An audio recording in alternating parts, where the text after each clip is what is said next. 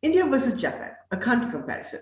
Hi, my name is Kanska Senanaka and I'll be conducting a comparative analysis on India and Japan using macroeconomic factors.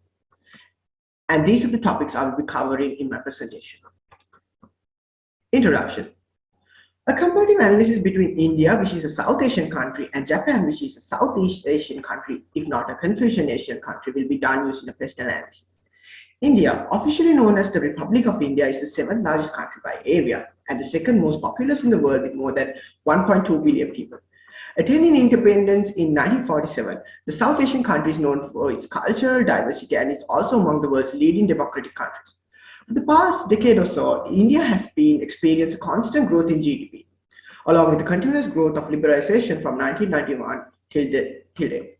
The country has also been opening its door to attract investors and foreign companies to further promote growth.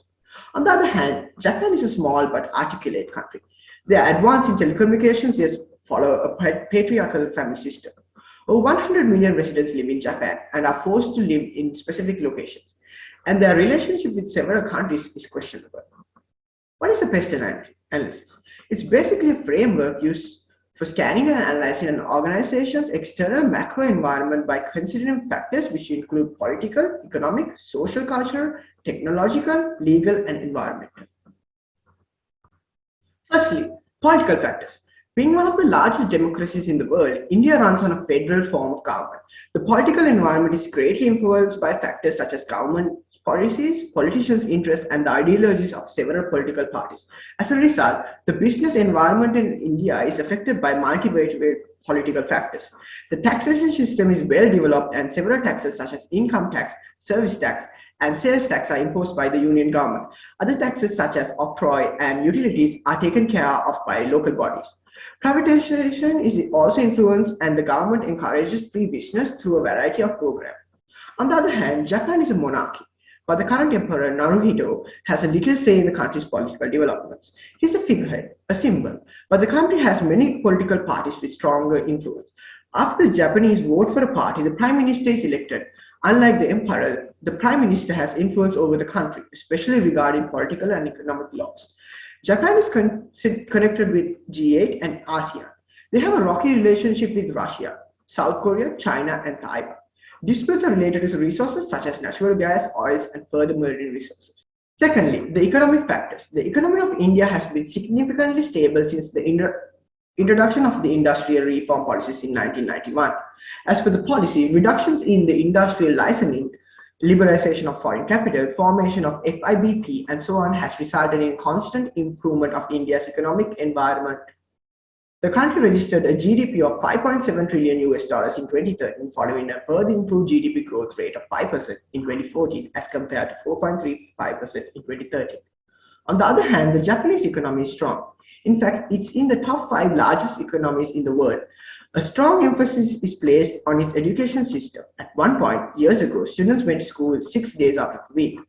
Being a contributor to society is a huge part of Japanese culture. It starts at a young age in school. Students lead discussions, solve student problems, and nominate class presidents to lead discussions. During this, teachers often stand back and observe, allowing students to grow and develop their relationship naturally. This type of management prepares them for the working world. Men are expected to join a company and stick with it for most, if not all, of their working career. Women are expected to work until married. That said, Japan's unemployment rate is on the rise. This is a low number compared to other countries, but for the Japanese, it's a high and worrisome. Thirdly, social factors. The social factors refers to any changing trends which would impact a business environment. For instance, the rise in India's aging population is resulting in a considerable rise in pension costs and increase in the employment of older workers. India has a population of more than 1.2 billion people, with about 70% between the ages of 15 and 65. Therefore, there are structures with the percentages according to age. These structures contain varying flexibility in education, work attitudes, income distribution, and so on. Japan has more than 127 million residents. Japan women are expected to settle down and marry by age 30. While she may have worked until that point, it's expected once wed, she leaves the workplace. The couple is expected to have at least one boy who can inherit the family birth and or possessions.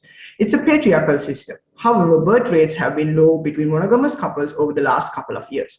Regarding religion, Japan is open open. Many are Buddhist, but a few venture into different religions like Christianity. Next, technological factors. Technology significantly influences product development and also introduces fresh cost-cutting processes. India is served with both 4G and 5G technology, which has facilitated several of their technological projects. Furthermore, the country also possesses one of the strongest IT sectors in the world, promoting constant IT development, software upgrades, and other technological advancements. Recently, India also attempted to launch their satellites into space. Japan has one of the most advanced telecommunication systems, particularly with the mobile devices. The country in the West depends heavily on texting since data is monopolized with restrictions. Japan is the opposite. They have made it possible to connect to Wi-Fi virtually anywhere in populated areas. So instead of texting, the Japanese send emails and pass contact information wirelessly by holding their phones together. They've also developed voice over internet protocols, growth, and other technological advancements. In fact, many key facilities in Japan, such as hospitals, airports, and restaurants, use automation systems. They also have stronger robotic development compared to other countries. Finally, legal and environmental factors. In the recent past, a number of legal changes have been implemented in India, such as recycling, minimum wage increase, and disability discrimination, which has directly affected the businesses there. However, when it comes to environment, the quality of air in India has been adversely affected by industrialization and urbanization, also resulting in health problems. As a result, there has been establishments of environmental pressure groups, noise controls, and regulations on waste control and disposal. In Japan, many laws such as their labor and corporate laws are based on the European system. You can find employee laws in any employment contract, like working hours, minimum wages laws, and more. Mentioned previously, a large population of Japan is concentrated in and around Tokyo. This isn't a choice for the most part because much of the island is overrun by mountain and forest. These areas are inhabitable and will use Japan's developments to smaller, accessible sections of the country. Because it's surrounded by water, the land is susceptible to tsunami and earthquakes. With housing and development packed closely to accommodate the high population, they are at risk to colossal damage should a natural disaster hit. Next, we've got the Hofstede's cultural dimensions. This table shows both countries' scores for each of Hofstede's cultural dimension factors. Both countries have a high power distance, which means they encourage bureaucracy and respects rank and authority. The countries' relatively high scores for this indicate their belief in centralized decision-making and a tall hierarchy. Both the countries are collectivists, which means they believe in great things can be achieved through a group or together. A high score for masculinity means that the culture has characteristics such as assertiveness, distinct gender roles, and focused on material achievements. A high score for femininity means that the culture consists of few gender roles concerned with quality of life and modesty. Having a high score for long-term oriented means that the society is more focused on a long-term succession rather than a short-term success. Having a low score for long-term oriented means that the society is short-term oriented. The next one shows the country's uncertainty. If a country has a high score for uncertainty, it means that the specific culture has a very low tolerance for uncertainty. Therefore, they are not very keen on taking risks. However, cultures with low score for uncertainty avoidance means that the culture has high tolerance for uncertainty and they are willing to take risks. A restrained culture means that the specific society will stick to their social norms and regulations in life. Finally, in conclusion, taking all factors into consideration, it is clear that Japan would be the winner in this country comparison and that they have a better grip over their external environmental factors than India.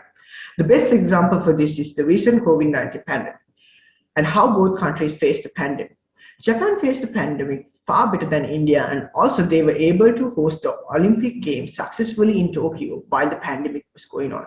So this example further justifies that Japan is the superior country in this comparison.